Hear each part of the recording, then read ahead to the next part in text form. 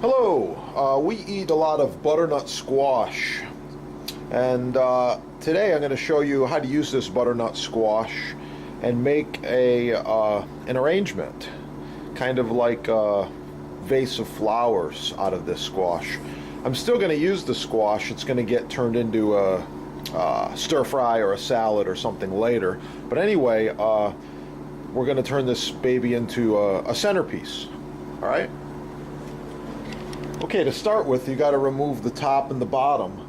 Easiest way is to use a large chef knife like this, and I'm just going to cut a little bit off the top like this and a little bit off the bottom to make it sit a little bit flatter, a little bit more level.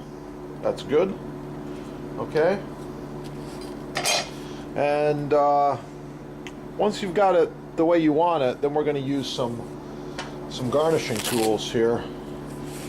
Selected these tools today. I like this Japanese carving set here. This set's got this is a custom set. You can put your own set together, but it comes with all kinds of cool stuff. And we're going to use channel knife, carrot curler, some of these little carving tools, and we're going to get going on it in just a moment. Okay, the two tools I'm going to use the most are the paring knife and the channel knife. So we're going to start with those, and we're going to start, some of this juice is coming out of the squash here. We're going to start by creating a pattern with the channel knife just right around the top like this. Okay, and that's going to be the beginning of the vase. Okay, once you have your pattern started of your vase, then you can do anything you want to. You can do little circles, you can do little lines. I've got this cool little carving tool here. You can just come down and like this, put some small lines in. So I don't really have an exact style. I'm just kind of winging it here, and it's going to be cool. I've done a lot of these over the years, and it's interesting, it's unusual, and it's something people don't see. So that's what makes it a little different, a little bit cool for your next event or gathering. Just put one of these out, people are going to go, wow. Alright, so now we're going to use a round carving tool. We're going to put some rounds in here. Cool thing about the butternut squash is you get this really cool color. You know, you got a lot of colors here. So, and I'll be back in just a bit to show you how far along I've gotten. Okay. Okay. There's my squash so far. Now to finish it off, I'm going to put a couple of more marks here on the bottom. Just kind of a small pattern like this. And I'm going to start carving the top of it as well. Okay. Now for the top of it, all I'm going to do is open it up with this knife like this. Make it look more like a vase. Okay, and I'm going to carve a little bit more along the top edge here as well.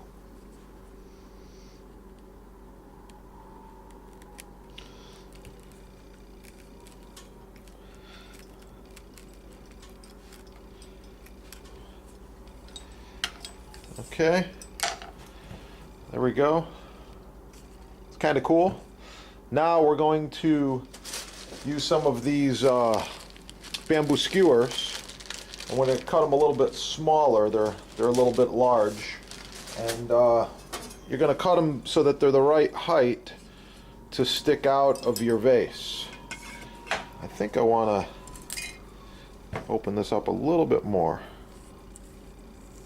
Okay. There we go. Okay. Now, to cut the bamboo skewers, you got to be careful. I like to use a cleaver. I want them to be about 3 or 4 inches long. So each one of these I'm going to cut into thirds. You just take the cleaver, you want to cut it at an angle so that it's pointy. And the cleaver is the best tool for this. It's the safest way to go. Don't try to use a paring knife. Not very smart. Alright? So you want to use the right tools for the job. It's going to make your life a lot easier. There you go. I got these little bamboo skewers now, ready to go. We're going to put them in here. And the last thing we're going to do is we're going to carve some flowers to fit on here as well. Okay? These go right in like this. At different angles. Different heights is good. Okay. Just like this.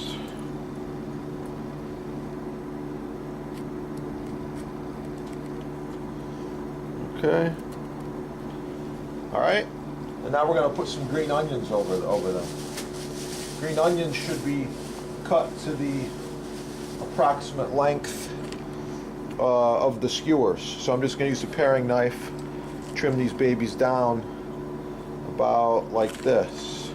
And they go right over the top. Okay? Just like that. Got to go a little bit shorter.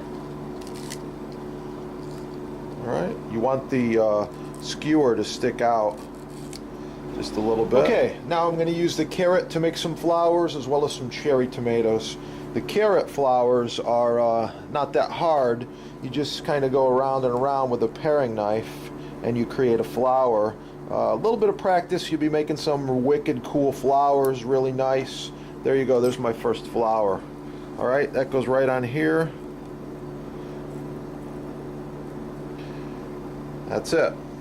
Alright, I'm going to do another one of those, and then I'm going to move on to something a little different and use the carrot curler. Okay, here's the second flower. Alright, carrot curler, you just take this baby and twist away, and it gives you a little twisted carrot flower. Pretty cool. Carrot flower doesn't need to be too big, and the cool thing about doing this is you can make one of these for your next holiday or next event any way you want to. Alright, there's my carrot flower. Okay, it's kind of cool. I'm going to drop it right in the middle. Alright, do another one of these.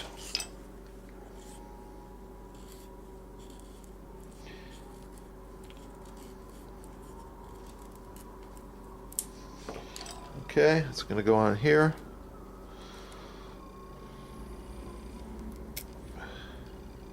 Cherry tomato flowers, though, those are pretty easy. Just going to give a little kind of a V-cut like this. These tomatoes are pretty ripe. Still going to work though. Okay, and you can do a few different styles here.